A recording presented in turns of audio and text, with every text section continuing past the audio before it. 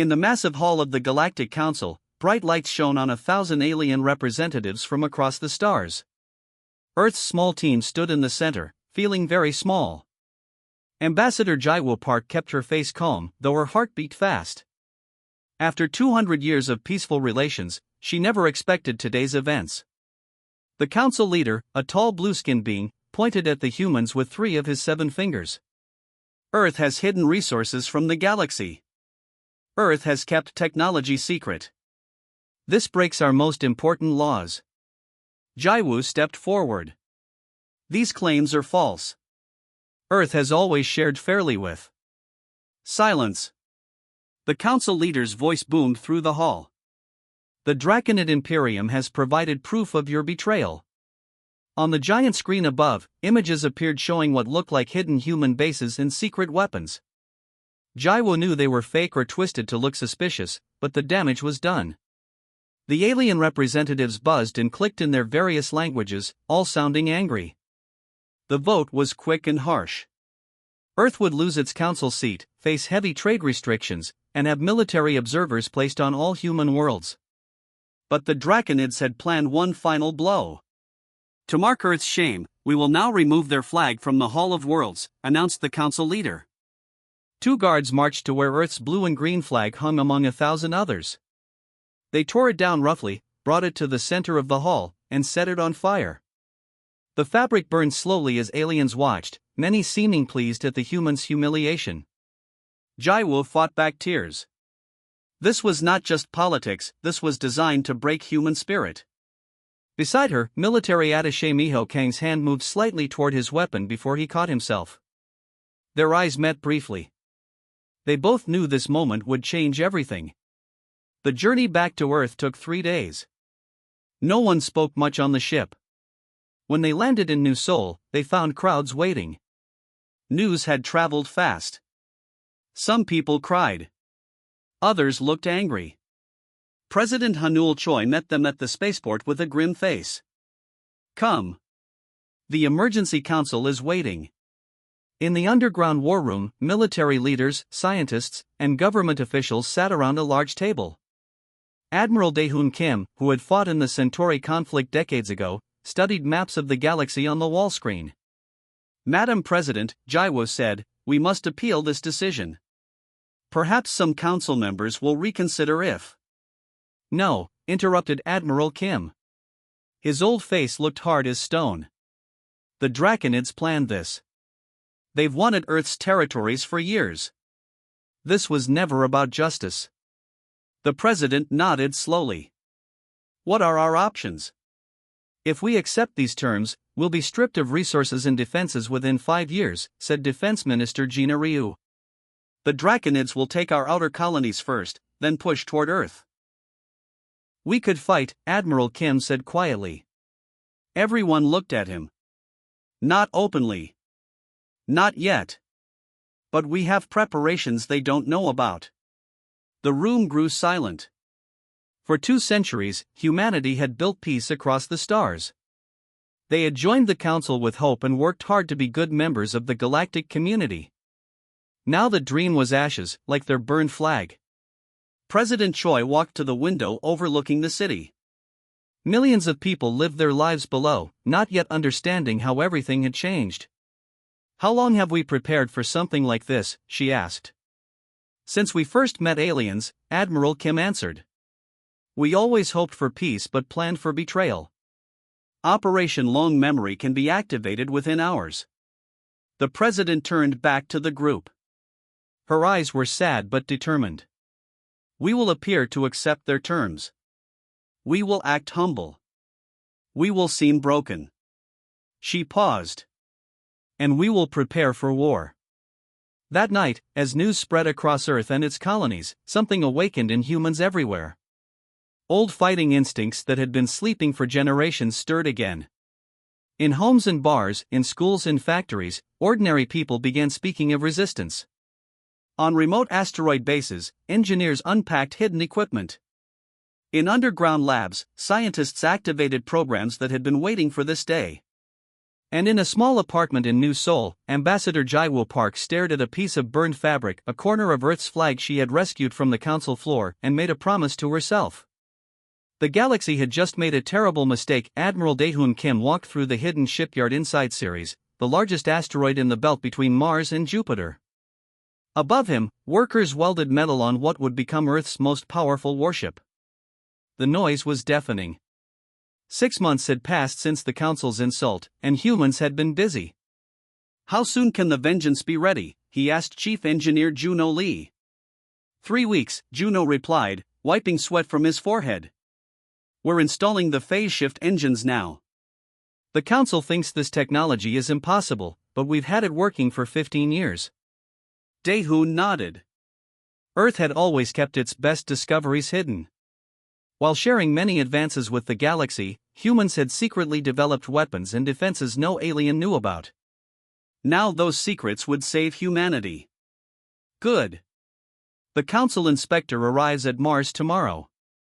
We need to finish before they start looking too closely at the asteroid belt. Elsewhere in the solar system, similar work continued in secret. On Earth's moon, inside deep tunnels dug centuries ago, Dr. Mina Yoon calibrated the quantum communication network. This system would let human ships talk instantly across the galaxy, bypassing the Council's monitored channels.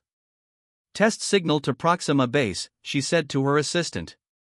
"Sending now," he replied, pressing buttons on a panel. 3 seconds later, the screen lit up with a response from a human base 4 light-years away. In normal space, the message would take years to reach there. With Earth's secret technology, it was instant. "Perfect," Mina said with a small smile. "They'll never see us coming." Above Earth, Council ships patrolled, watching for any sign of military buildup. The blueskin aliens who controlled these ships felt confident. Humans seemed broken and obedient, accepting their punishment without complaint.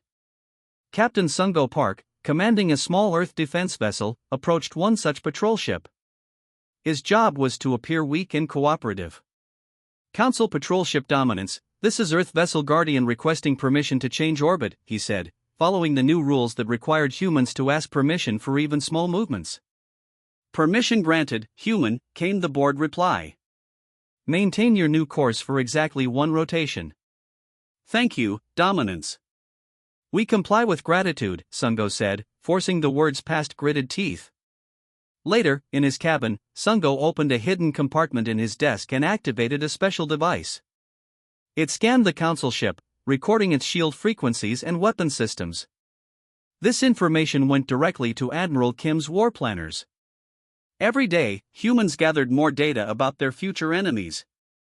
In cities across Earth, ordinary people joined the silent preparation. In her apartment in New Seoul, retired soldier Jeo Han taught fighting techniques to neighbors in what looked like a fitness class. In truth, she was creating a civilian defense force. "Remember," she told the 20 people in her living room, "when the time comes, you'll need to protect your district. The aliens may target civilian areas first." Her oldest student, a 70-year-old man named Do-hyun, asked, "When will we know it's time?" "You'll receive a message saying long memory activated. Then you'll know." Thousands of such groups existed on Earth and its colonies, waiting for the signal. At the president's mansion, President Hanul Choi met with Ambassador Jaiwoo Park and Admiral Kim in a room regularly swept for listening devices. "The Draconids have demanded access to our scientific database," the president said. "We've prepared a version for them that hides our real advances." Jaiwoo nodded. "They suspect nothing so far. Their ambassador even told me Earth might regain partial council status in mere decades if we behave well." Her voice was bitter. "The Ninth Fleet is almost ready," Admiral Kim reported. 27 ships with our most advanced weapons. We've identified 3 key targets for our first strike." "And the Gateway Station?" President Choi asked. "Our special forces have studied its defenses for years. When we move, we'll take it in under 14 minutes." The president looked at the star map on her wall, showing thousands of worlds across the galaxy. For centuries, humans had been explorers and traders, building friendships with many species. Now they would become something else: warriors. How much longer should we wait? She asked. Admiral Kim considered. 1 more month. By then, we'll have everything in place. As the meeting ended, Jaiwo touched the piece of burned earth flag she always carried now. The council thinks they broke us, she said quietly. They don't understand humans at all. Outside, night fell over New Seoul. The city looked peaceful, with people going about their lives. But behind closed doors, in secret bases, and in hidden shipyards, the machinery of war grew stronger each day. The galaxy would soon learn a painful lesson about humanity: never humiliate someone who has the power to strike back. The day had finally come. Admiral Daehoon Kim stood on the bridge of the Vengeance, Earth's newest and most powerful warship. Around him, crew members worked at their stations, faces serious. Today would change everything. All ships report ready, Admiral, said Commander Jisoo-baek, his second-in-command. Daehoon nodded and looked at the large screen showing the positions of Earth's hidden Ninth Fleet, 27 warships that no alien knew existed. For 6 months, they had prepared in secret. Now it was time to strike. Send the signal, he ordered. Long memory activated. Across human space, those 3 words traveled through the quantum network. On colonies, in cities, and aboard ships, people who had waited for this moment began to move. The Draconid flagship Eternal Dominance patrolled near Jupiter. Its commander, a scaled being with 4 eyes, felt no fear. Humans had proven weak and obedient after their humiliation. Sir, we're detecting an unusual energy reading from the asteroid belt, reported a Draconid officer. Before the commander could respond, 3 human ships appeared as if from nowhere. They had been there all along, hidden by technology the Draconids didn't know existed. Impossible, the commander whispered as the first shots hit his ship. The battle lasted just 14 minutes. When it ended, the mighty Eternal Dominance was nothing but floating debris. Similar scenes played out across the solar system as Earth forces eliminated all Council observers. Far away, at Proxima Centauri, the Council's main communication hub linked thousands of worlds. Inside the massive station, aliens of various species monitored galaxy-wide transmissions. Security Chief Eklos, a 6-limbed being, noticed something odd on a sensor. Check Section 12, he ordered a subordinate. Something's. The doors slid open, and humans in black armor entered the control room. They moved with precision, stunning rather than killing the alien workers. This facility is now under Earth control, announced Captain Eunjun Kang, leader of the Human Special Forces team. No one will be harmed if you cooperate. Within 20 minutes, the most important communication hub in the galaxy belonged to humans. Messages to and from the Council would now pass through Earth filters. But the true prize was Gateway Station. This enormous structure controlled travel routes to 17 star systems. Whoever held it controlled movement through a large section of the galaxy. Council General Thraz, a veteran of many conflicts, commanded 500 elite troops on the station. He believed his position was unassailable. General, multiple ships approaching, an officer reported. There, human vessels. Impossible, Thraz said, echoing the Draconid commander's last word. No human ships could reach here without passing our checkpoints. But these ships had traveled through foldspace, another technology humans had kept secret. Admiral Kim's flagship Vengeance led the fleet. Open communication, Daehoon ordered.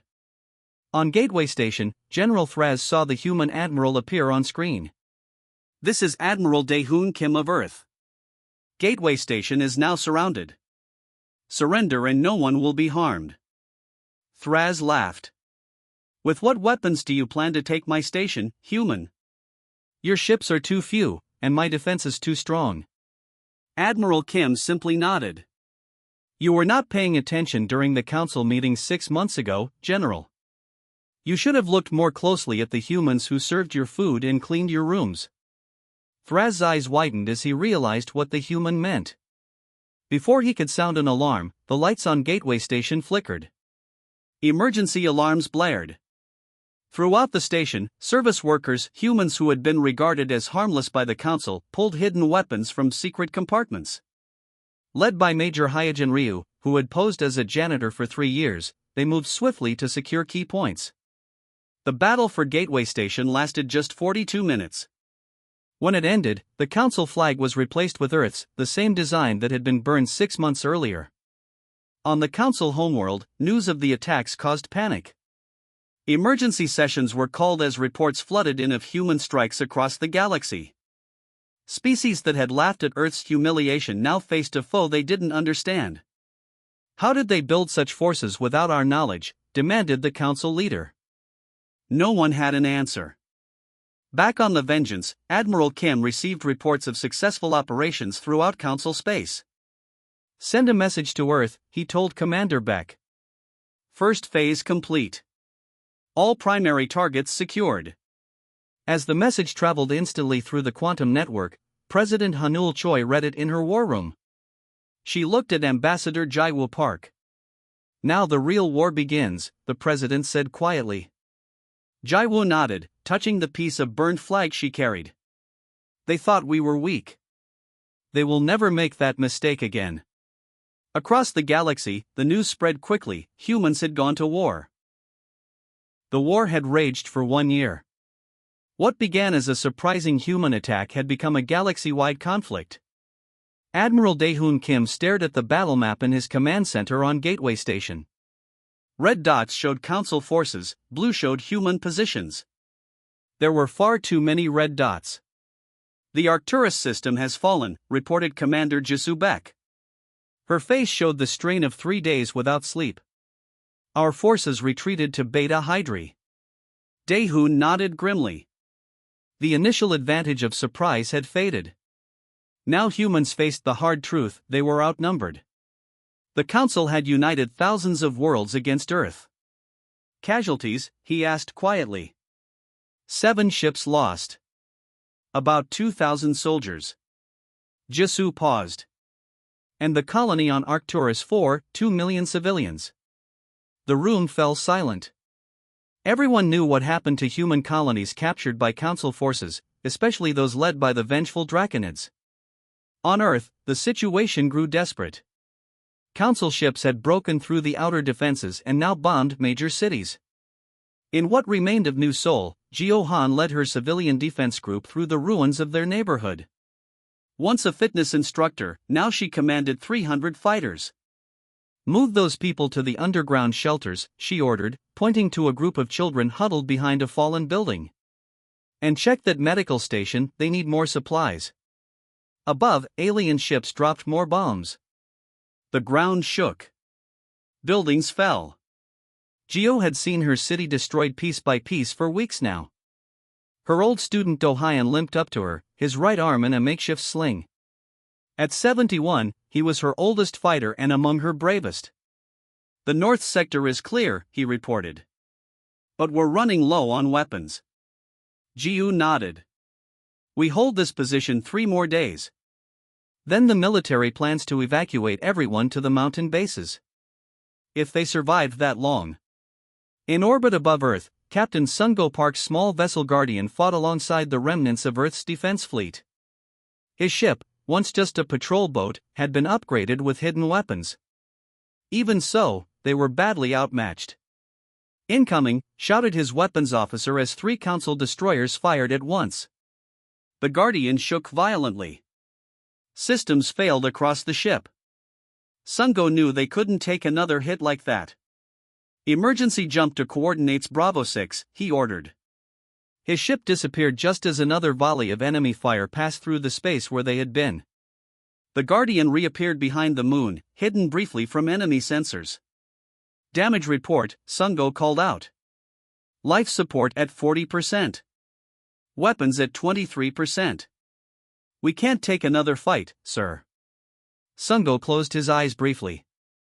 Across human space, the same story repeated. Despite their advanced technology, humans were losing the war of numbers. Then, everything changed. In a secret underground lab beneath the Himalayan mountains, Dr. Mina Yoon finished her work on humanity's last hope. The quantum drones are ready, she told President Hanul Choi, who had come to witness the final test. Are you certain they work? The president asked, looking at the small, silver devices hovering in a sealed chamber. They've passed every test. The Council has no defense against them because they operate outside normal physics. They can bypass any shield or armor. How many do we have? 5,000 ready now. Another 10,000 in production. The President nodded slowly. Deploy them immediately. Target military vessels only, no civilian populations. Within hours, the first wave of quantum drones entered battle. Above Earth, they slipped through the strongest Council shields as if they weren't there. Alien ships began to explode or drift powerless in space. Captain Sungo's damaged Guardian watched in amazement as the mighty Council flagship simply shut down, all its systems disabled by drones too small to see with the naked eye. "It's working," he whispered. Across the galaxy, the same scene played out. Human forces, which had been retreating for months, suddenly found themselves facing a confused and vulnerable enemy. At Gateway Station, Admiral Kim received the news with cautious hope. "Order all fleets to push forward," he commanded. "The counterattack begins now." But the war's greatest turn came from an unexpected direction. On the Council homeworld, Ambassador Jaiwoo Park, who had been working in secret with alien sympathizers, released proof of the Draconid deception evidence showing they had manipulated the Council into humiliating Earth as part of a plan to seize human territories. Several Council species, already suffering heavy losses in the war, demanded an emergency session. Some began to question why they were fighting humans at all. "The tide is turning," Jisoo told Admiral Kim as reports came in of Council forces retreating in several systems. Dae-hoon nodded, but his face remained serious. "Yes, but at what cost? And how will this end?"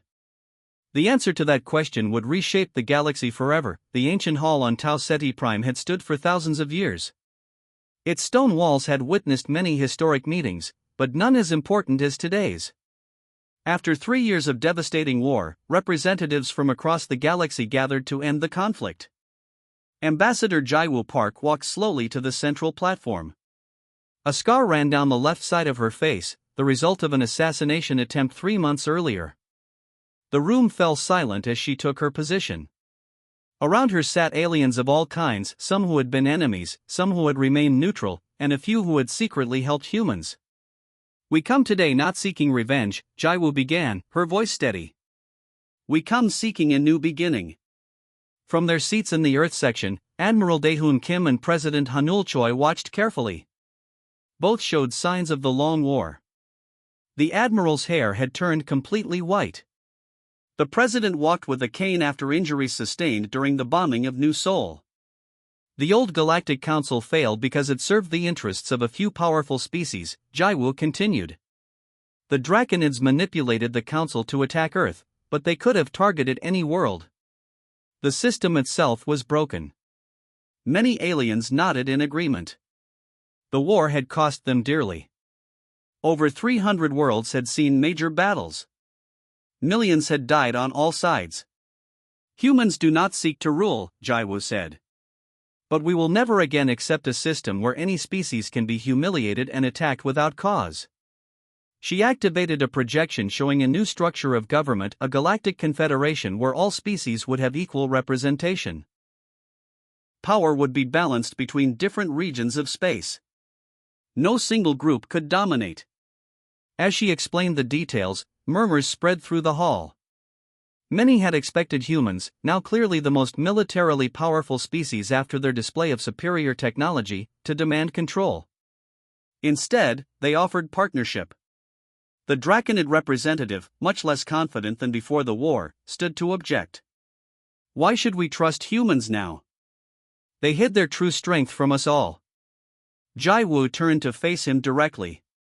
"We hid our weapons because we hoped never to use them. We spent centuries trying to be good neighbors while preparing to defend ourselves if needed. The real question is, why should we trust those who burned our flag and attacked our worlds?" The Draconid had no answer. An elder from the Xandrian species, respected for their wisdom, spoke next. "I have studied human history.